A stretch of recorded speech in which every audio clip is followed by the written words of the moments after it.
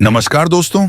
आज हम आपको एक ऐसी कहानी सुनाने जा रहे हैं जो आपको अंदर तक झकझोर कर रख देगी।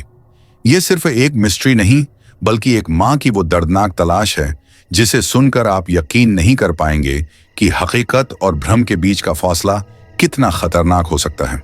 जरा सोचिए, एक माँ अपने लापता बेटे की तलाश में पुलिस स्टेशन जाती है, लेकिन जब रिकॉर्ड चेक किया जाता है तो वहां लिखा होता है कि उसका बेटा 5 साल पहले मर चुका था। अब सवाल ये उठता है कि अगर वह मर चुका था तो फिर उसकी मां पिछले कुछ महीनों से किसकी परछाई का पीछा कर रही थी? क्या सच में कोई साजिश थी, या फिर कुछ ऐसा था जिसे इंसान की आंखें देख नहीं सकती? आज की कहानी में हर मोड़ पर आपको एक नया रहस्य मिलेगा, इसलिए इसे अंत तक जरूर सुने। और हाँ, हम आपके लिए ऐसी ही सस्पेंस भरी कहानियां लाते रहते हैं। तो अगर आपको हमारी कहानियां पसंद आती हैं तो आप हमारी ई बुक खरीद सकते हैं या यूपीआई और क्यूआर के जरिए हमें सपोर्ट कर सकते हैं, ताकि हम आपके लिए और भी बेहतरीन कंटेंट बना सकें। कहानी शुरू होती है एक शांत लेकिन बेचैन सुबह से। मुंबई के एक भीड़-भाड़ वाले पुलिस स्टेशन में एक अधेड़ उम्र की महिला अंदर आती है। उसकी आंखों में चिंता और चेहरे पर थकान साफ झलक रही थी, मानो वह कई रातों से सोई न हो। उसने कांपती आवाज में डेस्क पर बैठे इंस्पेक्टर से कहा, सर, मेरा बेटा लापता हो गया है।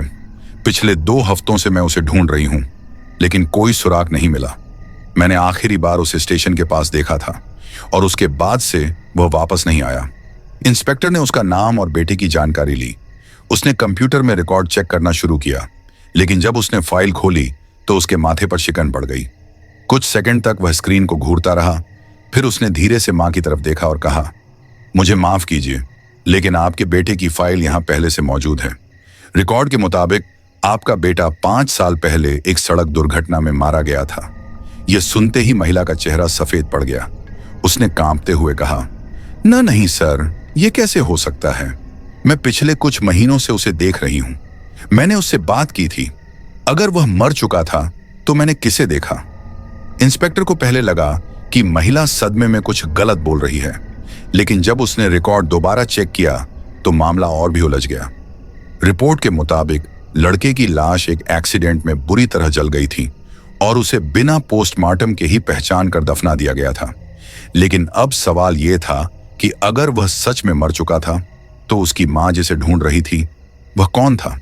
इंस्पेक्टर ने फाइल को दोबारा देखा, फिर महिला की ओर घूरते हुए कहा, आपको कहीं कोई गलतफहमी तो नहीं हो रही? हो सकता है कि आप किसी और लड़के को अपना बेटा समझ रही हों। लेकिन महिला का जवाब साफ था, मैं अपनी औलाद को पहचानती हूं सर। मैंने अपनी आंखों से उसे देखा है, उसे बात की है, वो जिंदा है। इंस्पेक्टर को इस दावे पर यकीन करना मुश्किल हो रहा था, लेकिन महिला के चेहरे पर जो दर्द था वह बनावटी नहीं लग रहा था। उसने गहरी सांस ली और कंप्यूटर स्क्रीन से नजरें हटाकर महिला से पूछा, आपको आखिरी बार अपने बेटे को कब और कहां देखा?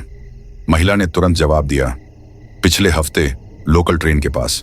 वो प्लेटफॉर्म नंबर 3 पर खड़ा था, जैसे किसी का इंतजार कर रहा हो। मैंने उसे आवाज दी, लेकिन वो वहां से चला गया। मुझे लगा कि उसने मुझे सुना नहीं, लेकिन जब मैं उसके पीछे गई तो वो अचानक गायब हो गया, जैसे वो था ही नहीं। इंस्पेक्टर ने चुपचाप उसके शब्द सुने। मामला अजीब था।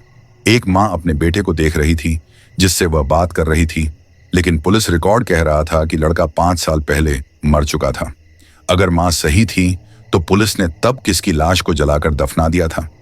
और अगर पुलिस की रिपोर्ट सही थी तो ये लड़का कौन था जिसे मां देख रही थी? इस पूरे मामले में कोई ना कोई राज था। इंस्पेक्टर ने सोचा कि सबसे पहले उसे उस पुरानी केस फाइल को दोबारा खोलना होगा जिसमें लड़के की मौत की पुष्टि की गई थी। उसने सिस्टम में केस नंबर 307 डालकर एक्सीडेंट की पूरी रिपोर्ट निकाली। रिपोर्ट के मुताबिक 5 साल पहले रेलवे ट्रैक के पास एक युवक की अधजली लाश मिली थी। उसकी शिनाख्त किसी विवेक शर्मा के नाम से हुई थी, जो उम्र में उसी लापता लड़के जितना था। लेकिन सबसे अजीब बात यह थी कि डीएनए टेस्ट कभी हुआ ही नहीं था। इंस्पेक्टर ने चौंक कर मां की ओर देखा। आपके बेटे की पहचान आपने की थी? महिला ने धीरे से सिर हिलाया।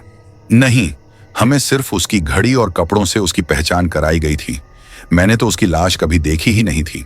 अब केस और उलझ गया था।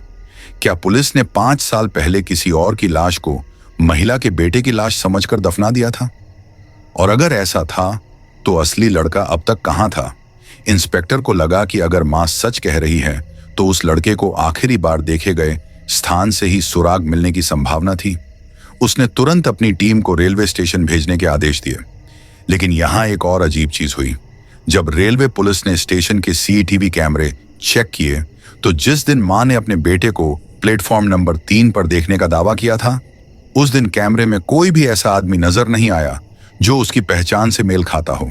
अब सवाल यह था कि क्या मां सच बोल रही थी या फिर वो किसी मानसिक भ्रम का शिकार हो चुकी थी।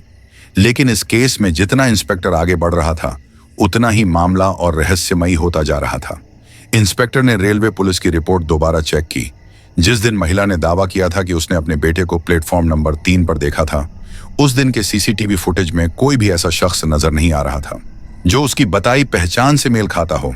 इंस्पेक्टर ने वीडियो को बार बार स्लो मोशन में देखा, लेकिन कोई फायदा नहीं। मां बार बार कह रही थी कि उसने अपने बेटे को अपनी आंखों से देखा, लेकिन कैमरों में वो कहीं भी मौजूद नहीं था। इंस्पेक्टर ने अब एक और रास्ता अपनाने का सोचा। उसने महिला से पूछा, क्या आपके बेटे का दोस्त था जिससे वह अक्सर मिलता था? कोई ऐसा जो शायद जानता हो कि वह कहां जा सकता है? महिला ने तुरंत जवाब दिया, हाँ, साहिल। साहिल उसका सबसे करीबी दोस्त था। लेकिन सर, 5 साल पहले जब हमें बताया गया कि मेरा बेटा मर चुका है, तब से साहिल का कोई अता पता नहीं है। हमने बहुत कोशिश की, लेकिन वह भी कहीं गायब हो गया था। अब मामला और उलझ गया था। इंस्पेक्टर ने साहिल के परिवार का पता निकाला और उसकी मां से मिलने पहुंचा। जैसे ही उसने दरवाजा खटखटाया, एक बूढ़ी औरत ने दरवाजा खोला। उसकी आंखों में अजीब सा डर था। इंस्पेक्टर ने सीधा सवाल किया, साहिल कहां है? औरत के चेहरे पर हवाइयां उड़ने लगीं। उसने कांपते हुए कहा, बेटा, अब इस बारे में मत पूछो। साहिल को मरे 5 साल हो गए हैं। इंस्पेक्टर का दिमाग चकरा गया। एक और मौत, वही समय, वही कहानी। 5 साल पहले एक लाश मिली थी जिसे महिला के बेटे के रूप में पहचाना गया था, और अब साहिल भी उसी समय से गायब था। लेकिन यहां एक और अजीब बात थी। साहिल की मां ने कहा कि साहिल की मौत हो गई, लेकिन उसकी कोई रिपोर्ट कहीं दर्ज नहीं थी, ना ही कोई शव मिला था। तो फिर वह मरा कैसे? इंस्पेक्टर ने साहिल के पुराने घर की पड़ताल करने का फैसला किया। घर अब भी उसी हाल में था, जैसे किसी ने सालों से उसे नहीं छुआ हो। जैसे ही उसने अंदर कदम रखा, उसे कमरे में एक पुराना अखबार दिखा जिसमें एक छोटी सी खबर थी। रेलवे ट्रैक के पास एक अज्ञात युवक की अधजली लाश मिली, पहचान अब तक नहीं हुई है।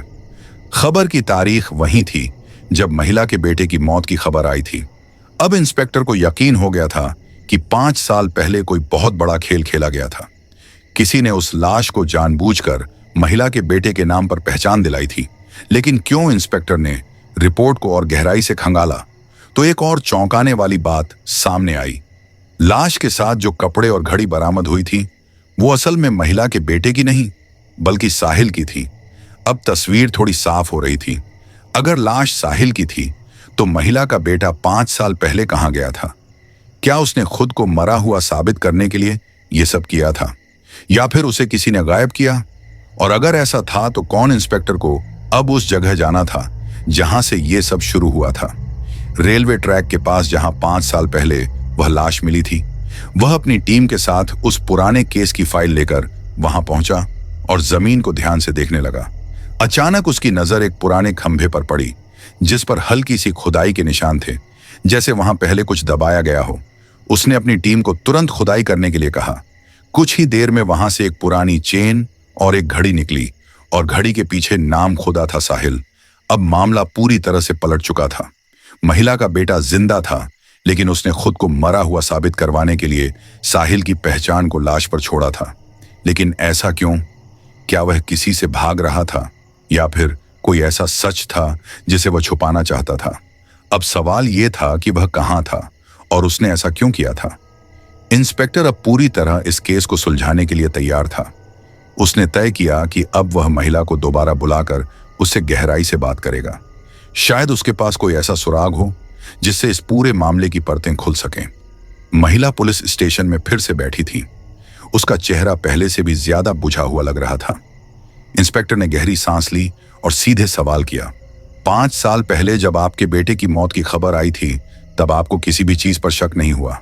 क्या कभी ऐसा महसूस हुआ कि शायद कुछ गड़बड़ हो सकती है? महिला ने धीमी आवाज में कहा। सर सच कहूं तो मैंने अपने बेटे की लाश देखी ही नहीं थी। पुलिस ने कहा था कि लाश बहुत बुरी तरह जल चुकी थी और पहचान सिर्फ कपड़ों और घड़ी से ही हो सकती थी। जब मैंने उसकी घड़ी देखी तो मुझे यकीन हो गया कि ये मेरा ही बेटा है। लेकिन अब जब आप ये सब कह रहे हैं तो मेरे अंदर एक डर बैठ गया है। अगर वो लाश मेरे बेटे की नहीं थी तो फिर मेरा बेटा कहाँ है और वो 5 साल से छुपा क्यों है?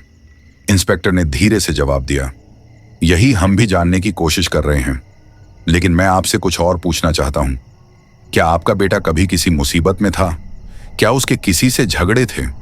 महिला कुछ देर तक सोचती रही, फिर बोली, सर मेरा बेटा बहुत सीधा लड़का था, उसका किसी से कोई झगड़ा नहीं था। लेकिन हाँ, एक बात थी जो अब याद आ रही है। उस वक्त वो बहुत परेशान रहता था। कई बार घर आता तो उसके कपड़े गंदे होते, जैसे किसी से भाग कर आया हो। मैं पूछती तो कहता कि कुछ नहीं माँ, बस ऐसे ही।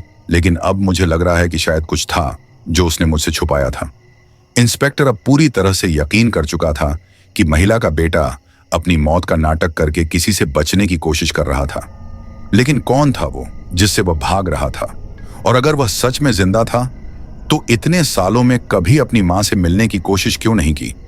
उसने तुरंत अपनी टीम को आदेश दिया कि लड़के के पुराने स्कूल और दोस्तों से संपर्क किया जाए, शायद वहां से कोई सुराग मिले। कुछ घंटों की पूछताछ के बाद एक बड़ा खुलासा हुआ। महिला के बेटे का एक और दोस्त था, रोहित, जो उस समय उसका सबसे करीबी हुआ करता था। लेकिन उसके गायब होने के बाद रोहित भी शहर छोड़कर चला गया था। इंस्पेक्टर ने तुरंत रोहित का पता लगाया और जब उससे संपर्क किया तो वह सुनते ही घबरा गया। उसने पहले बात करने से मना कर दिया, लेकिन जब इंस्पेक्टर ने उसे समझाया कि अब सच बाहर आना ही चाहिए तो उसने जो कहा वो सुनकर सबके होश उड़ गए। रोहित ने बताया कि 5 साल पहले महिला का बेटा और साहिल दोनों एक खतरनाक जाल में फंस गए थे। वे दोनों एक पार्टी में गए थे जो एक हाई प्रोफाइल ड्रग्स रैकेट से जुड़ी थी। उस रात कुछ ऐसा हुआ जिससे दोनों की जिंदगी हमेशा के लिए बदल गई। पार्टी में कुछ अमीर घरों के लड़के भी थे और वहां किसी चीज को लेकर झगड़ा हुआ। साहिल और महिला के बेटे ने कुछ ऐसा देख लिया था जो उन्हें नहीं देखना चाहिए था। रोहित ने कहा, सर उस रात किसी बड़े आदमी का बेटा वहां था और उस लड़के की ड्रग्स ओवरडोज से मौत हो गई थी। वहां मौजूद लोग घबरा गए थे और उन्होंने इस मामले को दबाने के लिए सबूत मिटाने शुरू कर दिए। साहिल और महिला का बेटा वहां से भाग निकले थे, लेकिन उन्होंने वो सब देख लिया था। इसके बाद उन दोनों की जान को खतरा हो गया था। इंस्पेक्टर ने पूछा, अगर ऐसा था तो पुलिस को क्यों नहीं बताया गया?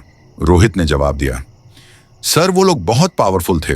उन्होंने साफ धमकी दी थी कि अगर किसी ने मुंह खोला तो उसे और उसके परिवार को मार दिया जाएगा। हम सब डर गए थे। साहिल और महिला का बेटा अलग अलग जगह छुप गए थे, लेकिन कुछ ही दिनों बाद साहिल गायब हो गया और फिर हमें उसकी जली हुई लाश मिली थी। मुझे पक्का यकीन है कि उसे मार दिया गया था ताकि वो कभी सच न बोल सके। लेकिन उसके बाद महिला का बेटा भी लापता हो गया। मुझे लगा कि शायद उसने अपनी जान बचाने के लिए शहर छोड़ दिया। लेकिन अब जब आप कह रहे हैं कि उसकी मौत नकली थी तो मुझे लग रहा है कि वो अब भी किसी न किसी के डर में छुपा हुआ होगा। अब तस्वीर पूरी तरह साफ होने लगी थी। महिला का बेटा उस रात का अकेला गवाह था। उसने अपनी पहचान मिटाने के लिए खुद को मरा हुआ साबित कर दिया ताकि वह उन लोगों की नजरों से बच सके। लेकिन क्या अब भी वो जिंदा था? और अगर हाँ तो कहां था? इंस्पेक्टर ने तुरंत रोहित से पूछा, क्या तुम्हें कोई भी ऐसा सुराग याद है जिससे हमें पता चल सके कि वह कहां छुपा हो सकता है? रोहित ने कुछ देर सोचा, फिर बोला, सर एक जगह थी जहां हम अक्सर जाया करते थे। वो रेलवे यार्ड के पास एक पुराना गोदाम था। हम वहां कई बार मिलते थे। अगर उसने खुद को छुपाने की कोशिश की होगी तो शायद वहीं गया होगा। इंस्पेक्टर ने तुरंत अपनी टीम को तैयार किया और रेलवे यार्ड के उस पुराने गोदाम की तरफ रवाना हुआ। वहां का माहौल सुनसान था, कई सालों से बंद पड़ा था। अंदर घुसते ही धूल और जाले दिख रहे थे। लेकिन जैसे ही इंस्पेक्टर ने टॉर्च से इधर उधर देखना शुरू किया, उसे कोने में कुछ खाने पीने का सामान दिखा। किसी ने हाल ही में वहां रहने की कोशिश की थी। इंस्पेक्टर ने धीरे से आवाज लगाई, अगर कोई यहां है तो बाहर आओ, हम पुलिस हैं, तुम्हें कोई नुकसान नहीं पहुंचाएंगे। कुछ देर तक कोई हलचल नहीं हुई, लेकिन तभी कोने में रखे पुराने लकड़ी के बक्सों के पीछे से हल्का सा खटपट सुनाई दिया। इंस्पेक्टर ने धीरे से वहां टॉर्च घुमाई और एक परछाई दिखी। वह धीरे धीरे कांपते हुए बाहर निकला। उसकी हालत बहुत खराब थी। उसके चेहरे पर डर साफ झलक रहा था। इंस्पेक्टर ने गहरी सांस ली और धीरे से कहा, नाम क्या है तुम्हारा? लड़के ने कांपते हुए जवाब दिया, विवेक शर्मा। यानी कि महिला का बेटा जो 5 साल पहले मरा हुआ घोषित कर दिया गया था, वह सच में जिंदा था। अब सवाल यह था कि वह इतने सालों तक कैसे बचा रहा, और क्या अब भी उसे मारने की कोशिश की जाएगी? इंस्पेक्टर ने धीरे से कहा, तुम्हें अब डरने की जरूरत नहीं है, लेकिन बताओ तुमने 5 साल तक खुद को मरा हुआ क्यों दिखाया, और जो उस रात हुआ था उसका सच क्या है? लड़के की आंखों में आंसू आ गए। उसने कांपते हुए कहा, सर, मैंने अपनी आंखों से जो देखा था वो बताने के लिए जिंदा रहना जरूरी था। अगर मैं सामने आता तो वो लोग मुझे मार देते। अब भी वो मेरे पीछे हैं। इंस्पेक्टर ने तुरंत उसे गाड़ी में बैठाया और थाने ले गया। महिला अपने बेटे को देखकर फूट फूट कर रो पड़ी, लेकिन सवाल अब भी बाकी था। अगर विवेक जिंदा था तो क्या वे लोग अब भी उसे मारने की कोशिश करेंगे? इंस्पेक्टर को लग रहा था कि यह केस यहीं खत्म नहीं हुआ था, बल्कि असली लड़ाई अब शुरू होने वाली थी। क्या विवेक अब सच बताएगा, और जो लोग उसे मारना चाहते थे, क्या वे उसे छोड़ देंगे, या फिर पुलिस को इस बार एक और बड़ी साजिश का सामना करना पड़ेगा? इंस्पेक्टर ने गहरी सांस ली, क्योंकि उसे पता था कि इस लड़ाई में अब खतरा बढ़ चुका था। क्या सच में कोई अब भी विवेक के पीछे था, और अगर हां तो पुलिस क्या कर सकती थी? विवेक को पुलिस स्टेशन लाने के बाद इंस्पेक्टर ने उसे सुरक्षित रखने के लिए अलग कमरे में बैठाया। महिला अपने बेटे को देख रही थी। उसकी आंखों में 5 सालों का दर्द था, लेकिन डर अभी भी खत्म नहीं हुआ था। इंस्पेक्टर जानता था कि यह मामला जितना दिख रहा था उससे कहीं ज्यादा पेचीदा था। उसने विवेक से कहा, अब समय आ गया है कि तुम सच बताओ, जो भी हुआ था उस रात सब कुछ। विवेक कांपते हुए बोला, सर, अगर मैं बोलूंगा तो वो मुझे मार देंगे। इंस्पेक्टर ने उसकी तरफ देखा और कहा, तुम्हें अब डरने की जरूरत नहीं, हम तुम्हारी सुरक्षा का पूरा ध्यान रखेंगे, लेकिन सच बताना जरूरी है, वरना तुम जिंदगी भर भागते रहोगे। विवेक ने गहरी सांस ली और फिर कहना शुरू किया, 5 साल पहले उस पार्टी में जो हुआ वो एक हादसा नहीं था, बल्कि एक प्लान था। वहां एक बड़े मंत्री का बेटा था जिसे ड्रग्स का शौक था, लेकिन उस रात उसके साथ जो हुआ वो सिर्फ एक ओवरडोज नहीं था। उसे जानबूझकर ज्यादा मात्रा में ड्रग्स दी गई थी ताकि उसकी मौत हो जाए। मैंने और साहिल ने इसे अपनी आंखों से देखा था। जब वो लड़का मर गया तो वहां मौजूद कुछ लोगों ने तुरंत सबूत मिटाने शुरू कर दिए। उन्होंने हमें भी धमकाया कि अगर हमने कुछ बताया तो हमें भी मार दिया जाएगा। हम डर गए थे, लेकिन जब हमने पुलिस को बताने की कोशिश की तो हमें एहसास हुआ कि पुलिस भी उनके साथ मिली हुई थी। साहिल बहुत गुस्से में था।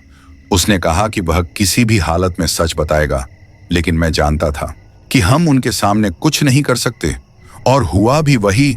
कुछ दिनों बाद साहिल गायब हो गया और फिर उसकी जली हुई लाश मिली। इंस्पेक्टर और उसकी टीम स्तब्ध थी। यह मामला अब एक आम मर्डर केस नहीं, बल्कि एक राजनीतिक साजिश थी। विवेक ने कहा, जब साहिल मारा गया तब मुझे समझ में आ गया कि अगला नंबर मेरा है। मैंने खुद को बचाने के लिए मरने का नाटक किया। मैंने अपनी घड़ी और कपड़े साहिल को दिए ताकि लोग उसे मेरी लाश समझें, और मैं भाग निकला। लेकिन मैंने कभी नहीं सोचा था कि मेरी मां 5 साल तक मुझे ढूंढती रहेगी। महिला फूट फूट कर रो पड़ी। इंस्पेक्टर ने गहरी सांस ली। उसे समझ में आ गया था कि अब इस केस में 2 ही रास्ते थे, या तो विवेक को हमेशा के लिए छुपा कर रखा जाए, या फिर उन लोगों को बेनकाब किया जाए जो इस पूरे खेल के पीछे थे। इंस्पेक्टर ने रवि से कहा, हमें तुरंत उच्च अधिकारियों से संपर्क करना होगा, क्योंकि यह केस अब हमारे हाथ से निकल सकता है। अगर हमें देर हुई तो विवेक की जान खतरे में होगी। लेकिन तभी थाने के बाहर गोलियों की आवाज गूंज उठी। इंस्पेक्टर दौड़कर बाहर आया। 2 बाइक सवार लोगों ने थाने के बाहर फायरिंग की थी और भाग निकले। इंस्पेक्टर समझ गया कि दुश्मन अब भी विवेक के पीछे थे। उसने तुरंत उसे प्रोटेक्टिव कस्टडी में लेने का फैसला किया और उसे गुप्त लोकेशन पर शिफ्ट करवाया। लेकिन इंस्पेक्टर जानता था कि यह मामला यहीं खत्म नहीं होगा। ये लोग पुलिस सिस्टम में भी थे, और अगर विवेक को बचाना था तो सिर्फ सुरक्षा देना काफी नहीं था। इंस्पेक्टर ने विवेक से कहा, तुम्हें कोर्ट में गवाही देनी होगी ताकि इन लोगों को सजा मिले। विवेक डरा हुआ था, लेकिन उसने सहमति में सिर हिलाया। मामला अब कोर्ट तक पहुंच चुका था। इंस्पेक्टर ने सबूतों के साथ रिपोर्ट तैयार की और हाई प्रोफाइल केस दर्ज हुआ। जब यह खबर मीडिया में आई तो हड़कंप मच गया, लेकिन इसके साथ ही कई बड़ी हस्तियां भी एक्टिव हो गईं। वे नहीं चाहते थे कि सच सामने आए। विवेक को मारने की कई कोशिशें की गईं, लेकिन पुलिस की सुरक्षा इतनी मजबूत थी कि वे असफल रहे। आखिरकार वह दिन आया जब कोर्ट में केस की सुनवाई होनी थी। विवेक को कड़ी सुरक्षा में लाया गया। उसने जज के सामने पूरी कहानी बयान की। हाई प्रोफाइल मंत्री का नाम सामने आया जिसने अपने ही बेटे को मारने की साजिश रची थी ताकि उसका राजनीतिक करियर बचा रहे। केस इतना मजबूत था कि जज ने तुरंत आरोपी मंत्री और उसके गुर्गों को गिरफ्तार करने का आदेश दिया। विवेक अब आजाद था। उसने अपनी मां को गले लगाया। उसकी 5 साल की तलाश खत्म हो चुकी थी। इंस्पेक्टर ने दूर से यह सब देखा और मुस्कुराया, क्योंकि उसने एक निर्दोष को इंसाफ दिलाया था। लेकिन वह जानता था कि यह आखिरी लड़ाई नहीं थी। जब तक सिस्टम में ऐसे लोग थे तब तक यह खेल जारी रहेगा, लेकिन जब तक कानून के रक्षक थे तब तक हर गुनाह का पर्दाफाश होगा। इंस्पेक्टर ने गहरी सांस ली और अपने अगले केस के लिए तैयार हो गया, क्योंकि सच के लिए लड़ाई कभी खत्म नहीं होती। अगर आपको यह कहानी पसंद आई हो और आप इसी तरह की सस्पेंस, क्राइम और मिस्ट्री से भरी कहानियां सुनना चाहते हैं तो चैनल को सब्सक्राइब करें और वीडियो को लाइक करना न भूलें। क्या आपको लगता है कि सच को छुपाया जा सकता है या फिर एक न एक दिन सच सामने आ ही जाता है? अपनी राय हमें कमेंट में जरूर बताइए। हम आपके लिए ऐसी ही रोमांचक कहानियां लाते रहेंगे। अगर आप हमारी मेहनत को सपोर्ट करना चाहते हैं तो आप हमारी ई-बुक खरीद सकते हैं या UPI और QR कोड के जरिए डोनेट कर सकते हैं, ताकि हम आपके लिए और भी बेहतरीन कंटेंट बना सकें। मिलते हैं अगली कहानी में। तब तक सतर्क रहें, सुरक्षित रहें और याद रखें, सच को जितना भी छुपाया जाए एक दिन वो सामने आ ही जाता है।